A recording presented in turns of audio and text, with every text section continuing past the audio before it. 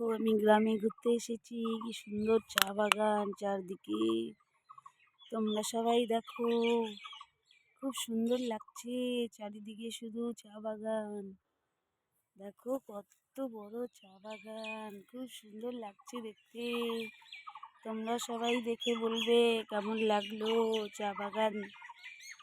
দারুণ লাগছে, দারুণ দারুণ, কি বলবো, বলার কোনো ভাষা নেই। খুব সুন্দর লাগছে বন্ধুরা, তোমরা দেখে বলবে কেমন লাগলো চা বাগানটা। আমি আমার কাকু বাড়ি এসেছি ঘুরতে, ময়নাগুড়ি।